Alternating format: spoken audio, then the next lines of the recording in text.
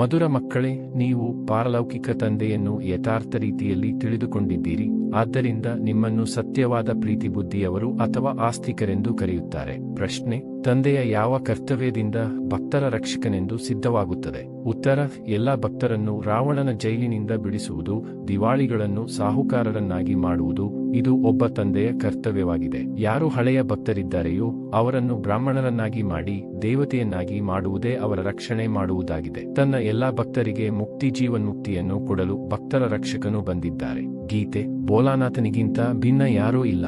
ಧಾರಣೆಗಾಗಿ ಮುಖ್ಯ ಸಾರ: 1. ಶ್ರೀಮತದಂತೆ ನಡೆದು ಶ್ರೇಷ್ಠಾತಿಶ್ರೇಷ್ಠ ದೇವತೆಗಳಾಗಬೇಕಾಗಿದೆ. ಇಡೀ ವಿಶ್ವದಲ್ಲಿ ಸತ್ಯಸತ್ಯವಾದ ಆತ್ಮಿಕ ಸೇವೆ ಮಾಡಬೇಕಾಗಿದೆ. ಆದಿ ಸನಾತನ ದೇವಿ ದೇವತಾ ಧರ್ಮದ ಸ್ಥಾಪನೆಗೆ ತಂದೆಗೆ ಸಂಪೂರ್ಣ ಸಹಯೋಗಿಗಳಾಗಬೇಕಾಗಿದೆ. 2. ಆತ್ಮವನ್ನು ಸತ್ಯ ಚಿಹ್ನವನ್ನಾಗಿ ಮಾಡಲು ಒಬ್ಬ ತಂದೆಯ ವಿನಾ ಯಾವ ದೇಹದಾರಿಯನ್ನು ನೆನಪು ಮಾಡಬಾರದು. ಪಾರಲೌಕಿಕ ತಂದೆಯ ಜೊತೆ ಸತ್ಯಸತ್ಯವಾದ ಪ್ರೀತಿಯನ್ನಿಡಬೇಕು. ವರದಾನ: ಆತ್ಮಿಕ ಉನ್ನತಿಯ ಸಾಧನದ ಮೂಲಕ ಸರ್ವ ಪರಿಸ್ಥಿತಿಗಳ ಮೇಲೆ ವಿಜಯದ ಪ್ರಾಪ್ತಿ ಮಾಡಿಕೊಳ್ಳುವಂತಹ ಅಕಾಲ ಮೂರ್ತಿ ಭವ.